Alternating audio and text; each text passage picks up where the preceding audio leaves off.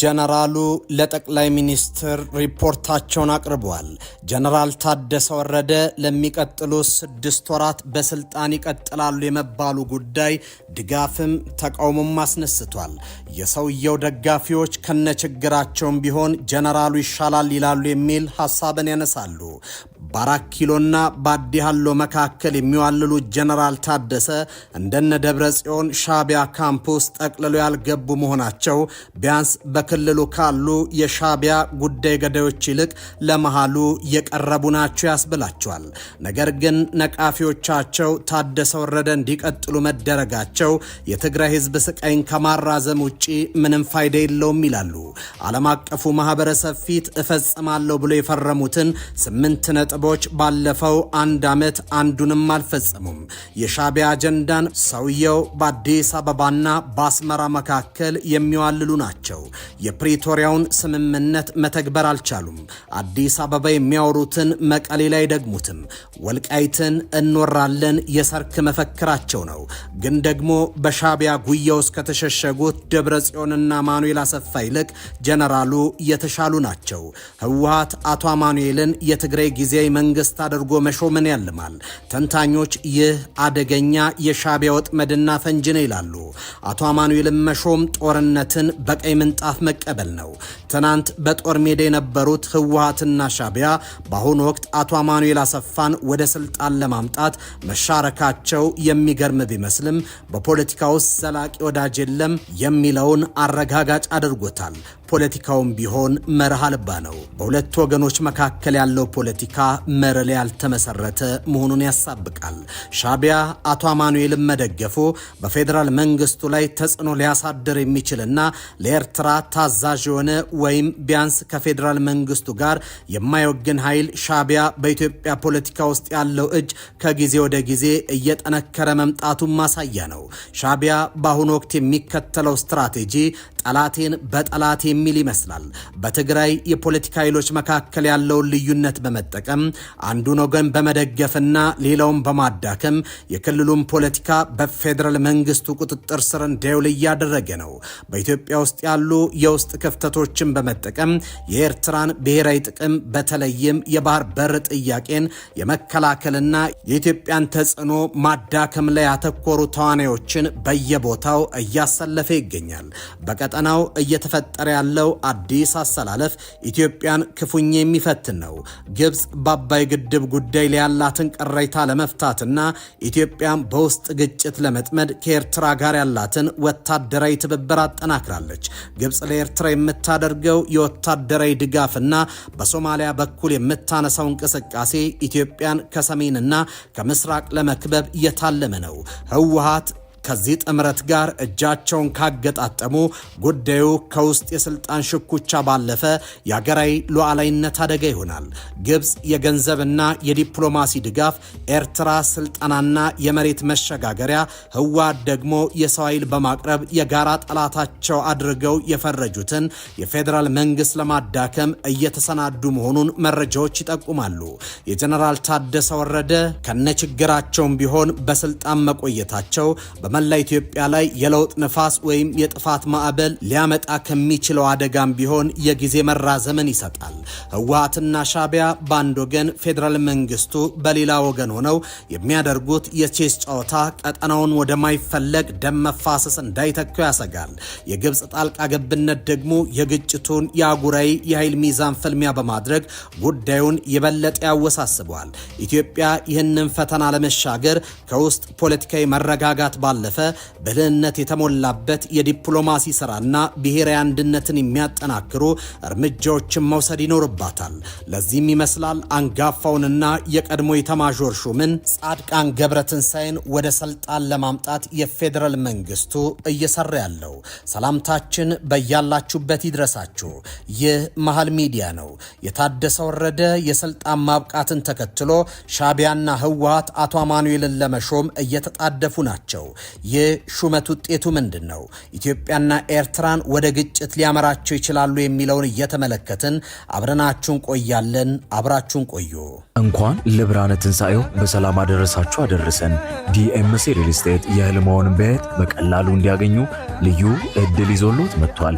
ግንባታቸው 80%፣ 50% እንዲሁም 20% የደረሱ ቤቶችን ከስቱዲዮ 57 ካሬ እስከ ባለ 4 መኝታ እንዲሁም ሱቆችንና ፔንታውስ ቤቶችን በ35% ልዩ የበዓል ቅናሽ በ10% ቅድመ ክፍያ ከ1 ሚሊዮን እስከ 4 ሚሊዮን በካሬ ከ88 ሺህ ብር ጀምሮ ዘመናዊ አፓርታማ ምቹና የተሻለ አካባቢ በኮሪደር ልማት ባሸበረቀችው በለቡ መብራት ላይ ለመኖሪያም ሆነ ለኢንቨስትመንት ተስማሚ የሆኑ ቤቶችን ይዞሎት መጥቷል።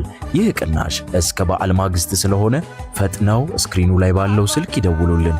ዲኤምሲ ሪል ስቴት ደስታው እዚህ ይጀምራል። መልካም በዓል። የጀነራል ታደሰ ወረደ የስልጣን ማብቂያ መቃረቡን ተከትሎ ሻቢያ አቶ አማኑኤልን እጩ አድርጓቸው ሰንብቷል። የህወሓት ፍላጎትም ከጀነራሉ ይልቅ አስመራ ወይም ሞት የሚሉትን አቶ አማኑኤል ሆነዋል።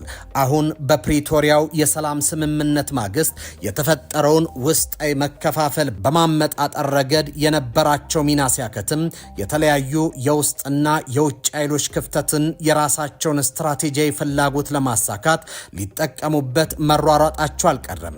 የዚህ ሩጫ ዋነኛ ማጠንጠኛ ደግሞ አቶ አማኑኤል በስልጣን እርካብ ላይ ማደላደል ሆኗል። በዚህ የሽግግር ማዕበል ውስጥ እጅግ አስገራሚውና ተቃርኖዊ ክስተት ታሪካዊ ጠላቶች የነበሩትና በቅርቡ በነበረው የሰሜን ኢትዮጵያ ጦርነት በደም የተቃቃሩት ህወሓትና የኤርትራ መንግስት ሻቢያ በአንድ የፖለቲካ አጀንዳ ላይ መገኘታቸው ወይም መገናኘት መፈለጋቸው ነው። በፖለቲካ ዘላቂ ጥቅም እንጂ ዘላቂ ጠላት የለም እንደሚባለው የኢትዮጵያን ማዕከላዊ መንግስት ጫና ውስጥ ለማስገባት ሲባል እነዚህ ኃይሎች በአቶ አማኑኤል ሹመት ዙሪያ የፈጠሩት የስምምነት መንፈስ ከጀርባው ጥልቅ የሆነ የሴራ ገመድን የተበተበ ነው። ሻቢያ የኢትዮጵያን ፌዴራል መንግስት ለማዳከምና በቀጠናው የራሱን የበላይነት ለማረጋገጥ ሲፈልግ የህወሓትን የተወሰነ ክንፍ ደግሞ የቀድሞውን ፖለቲካ ጡንቻውን መልሶ ለመገንባትና ከፌዴራል መንግስቱ ቁጥጥር ለማፈንገጥ ይህንን አጋጣሚ እንደ ወርቃማ ድል ቆጥሮታል። የአቶ አማኑኤል የሹመት ሂደት የፌዴራል መንግስቱ ዝም ብሎ የሚያልፈው አስተዳደራዊ ውሳኔ ሳይሆን በተግባር ያልተጻፈ የጦርነት አዋጅ አድርጎ የሚወስደው ነው። ለምን የሚለውን እንመልከተው። ቀዳሚው የሉዓላዊነት መጋፋት ነው። ኤርትራ በአንድ የኢትዮጵያ ክልል የአመራር ሹመት ውስጥ ቀጥተኛ የሆነና ቀጥተኛ ያልሆነ ተጽዕኖ ለመፍጠርና የራሱን ፍላጎት የሚያስፈጽም ሰው ለማምጣት መሞከሩ የሀገር ሉዓላዊነትና ብሔራዊ ደህንነት በቀጥታ የሚፈታተን ቀይ መስመር ነው። የፕሪቶሪያውን ስምምነትን መቅበርም ነው። የሰላም ስምምነቱ ዋነኛ መሰረት የትጥቅ ፍትጊያ ማቆምና የማዕከላዊ መንግስት እውቅና መስጠት ነው። ነገር ግን ከኤርትራ ጋር በማህበር ጸረ ፌዴራል መንግስት የሆነ የፖለቲካ ትብብር መፍጠር ስምምነቱን አፍርሶ አዲስ የትጥቅና የፖለቲካ ፍጥጫ መመለስን ያረዳል። ሶስተኛው የማዕከላዊ መንግስት ስልጣንን መገዳደር ሐሳብ ነው። ይህ ሹመት የክልሉን ፖለቲካዊ አሰላለፍ አላይመንት ከአዲስ አበባ አግልሎ ወደ አስመራ የሚያዘነብል በመሆኑ ፌዴራል መንግስቱ ይህንን እንደ ቀጥተኛ የህልውና ስጋትና የስልጣን ግድድር ሊቆጥረው ይገደዳል። የአቶ አማኑኤልን ለመሾም የሚደረገው ጥረት ፖለቲካዊ ሪፎርም ሳይሆን አዲስ የጦርነት ግንባር በዲፕሎማሲና በውስጥ ፖለቲካ ስም የመክፈት ሙከራ ነው። ሻቢያና ህወሓት በአንድ ገመድ ተሳስረው የሚያደርጉት ይህ የጥቅም ትስስር የሰላምን እርግብ አባሮ ዳግም የጦርነት አሞራን አፍሪካ ቀንድ ሰማይ ላይ ለማንዣበብ የተነፋ የጦርነት ጥሩምባ ተደርጎ ሊወሰድ ይችላል። ሁኔታው ከፍተኛ የፖለቲካ ጥንቃቄን ብልሃትና እጅግ የረቀቀ ዲፕሎማሲ አካሄድን የሚጠይቅ የታሪክ መስቀለኛ መንገድ ላይ መድረሱን ያንጸባርቃል።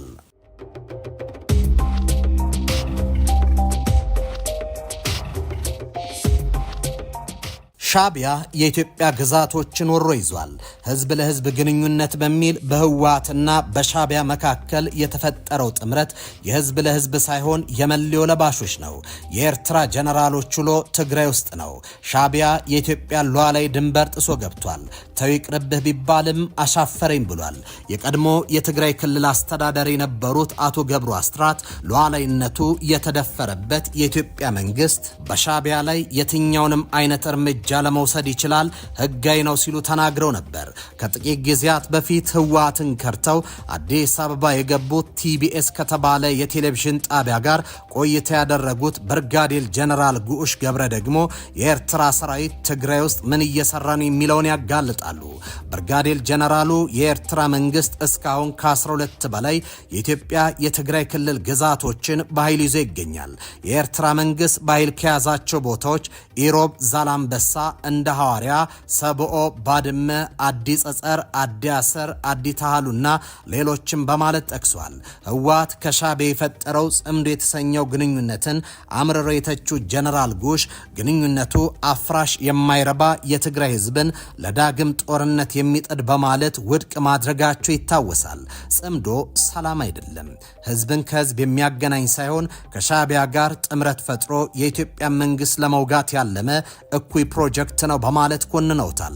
ጠቅላይ ሚኒስትር አብይ አህመድ ይህንን መሬት ላይ ያለውን እውነት ከኢዜአ ጋር ባደረጉ ቆይታ ላይ ገልጠውታል። የኢትዮጵያ መንግስት ትዕግስት የመነጨው ለሰላም ካለ ሰፊ ልብ ነው። የትግራይ ህዝብ ሰላም ይፈልጋል፣ ከጦርነት ማረፍን ይፈልጋል። ለዘመናት በጦርነትና በውድመት ሰንሰለት ተቀፍድዶ የታሰረ የትግራይ ህዝብ በየትኛውም ጊዜ በላይ እረፍትን ይሻታል። ጠቅላይ ሚኒስትር አብይ አህመድ በቃለ መጠይቃቸው በቃ ብለዋል። የትግራይ ህዝብ በተለይ ወጣቱ ታጣቂዎችን ጨምሮ እምቢ ለጦርነት ሲል እያየን ነው። ይህ ደግሞ ወደ ሁሉም የትግራይ አካባቢዎች መስፋት ያለበት ጉዳይ ነው ብዬ አምናለሁ ማለታቸው መነሻው መሬት ላይ የሚታይ እውነታ ነው። ህወሓት በትናንት ፖለቲካ ላይ መጠመዱ ዛሬን እንዳያጅ አድርጎታል። የአሮጌው ፖለቲካ ጀንበር መጥለቁን ያልተረዳው ቡድኑ የዛሬ ትውልድን ንጋጋርዶታል። እርግጥ ከኢትዮጵያ ሰማይ ስር ያ ትውልድ ውርሶች ለዘመናት ሰላምን ሲጋርድ ኖሯል። ባለፉት 50 ዓመታት ውስጥ የተነሱ ግጭቶች የውስጥ የፖለቲካ ልዩነትን በድርድር መፍታት ባለመቻላቸው ምክንያት የተፈጠሩ ናቸው።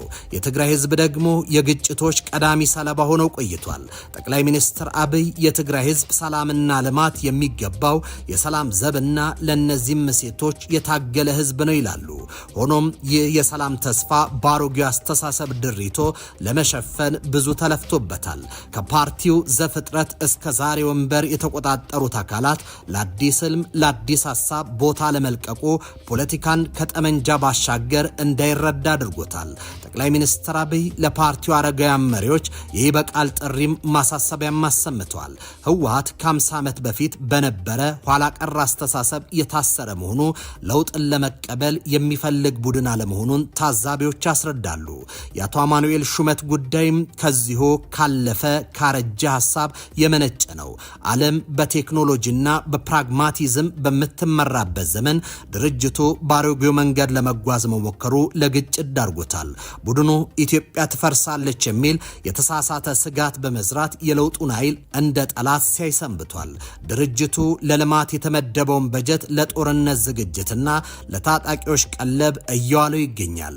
በዚህም በትግራይ ህዝብ ላይ ተጨማሪ መከራ ለማምጣት እየጣረ ነው።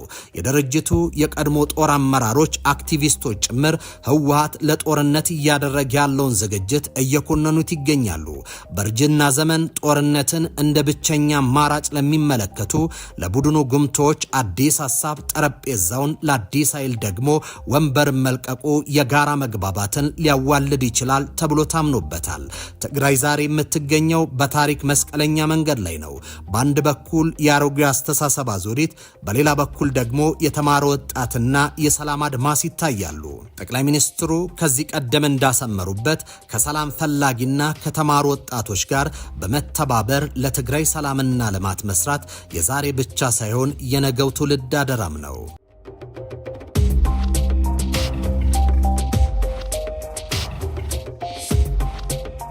የጠቅላይ ሚኒስትሩ ማሳሰቢያ መሰማት ከጀመረ ሰንብቷል። በተደጋጋሚ ጊዜ ጦርነት እንዳይቀሰቀስ ተማጽኗል፣ አሳስቧልም። ሻቢያና ህወሓት ግን ጽምዶ ብለው አዲስ ጥምረትን ፈጥሯል። የሻቢያ ጉያ ውስጥ ያሉትን ወይም የሻቢያ ጉዳይ ገዳይ ናቸው የሚባሉትን አቶ አማኑኤልን ለመሾም እየተጣደፉ ናቸው። ከዚህ ቀደም በነበረው የፓርላማ ቆይታቸው ወቅት ጠቅላይ ሚኒስትር አብይ በትግራይ ውጊያ ከተጀመረ ከዚህ በፊት ከነበረው የተለየ እንደሚሆን አስጠንቅቀው ነበር።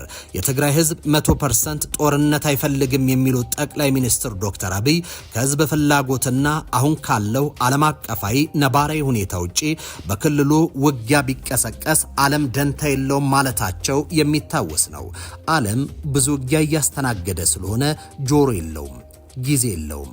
ዓለም ጊዜ ቢኖረው ኖሮ ሱዳንን ያዳምጥ ነበር ሲሉ አሳስበዋል። ነገር ግን ይህ ጩኸት ሰሚ አላገኝም። ሰበቡ ደግሞ የፕሪቶሪያው ስምምነት ነው።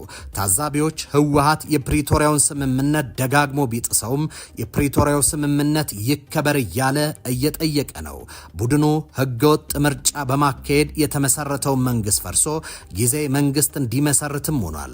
ስምምነቱ ግጭትን በዘላቂነት ለማቆም የተደረገ ስምምነት ፐርማነንት cessation of hostilities agreement ቢሆንም ሻቢያ ወደ ኢትዮጵያ ሉዓላዊ ግዛት ከማስገባት ባሻገር የጦርነት ዝግጅት ያደረገ መሆኑ ጋር ተይዞ ዘላቂ እንዳይሆን አድርጎታል።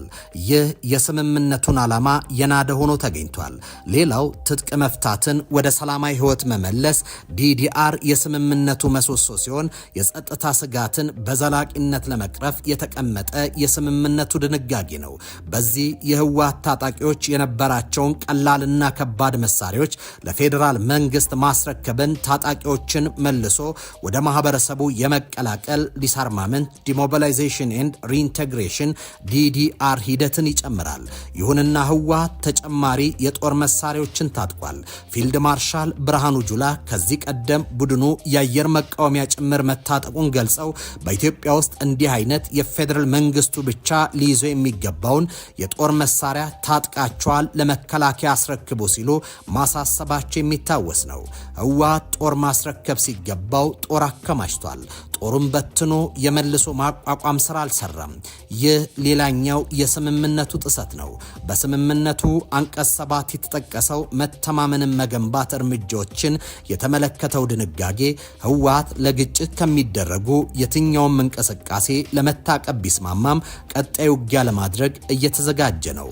በአንቀጽ 7 ኢ ላይ ህወሓት ከውጭ ኃይሎች ምንም አይነት ግንኙነት ላለማድረግ የተስማማ ቢሆንም ጽምዶ በሚል ከሻቢያ ጋር የጦር ጋብቻ ፈጽሞ የውጊያ ዝግጅት ላይ ነው። በስምምነቱ ህገ መንግስታዊ ስርዓቱን በኃይል ለመጣል እንቅስቃሴ ላለማድረግ የተስማማ ቢሆንም በኃይል ህገ መንግስታዊ ስርዓቱን ለመጣል ከውጭና ከውስጥ ኃይሎች ጋር የሶስትዮሽ ጥምረት ፈጥሮ እየተንቀሳቀሰ ይገኛል። በዚህ ሂደት ሻቢያ ከህወሓት ተጣምረው አቶ አማኑኤል አሰፋን ወደ ስልጣን ለማምጣት እየሄዱበት ያለው ርቀት ከፕሪቶሪያው ስምምነት ጥሰት ባሻገር የጦርነት አዋጅ ነው።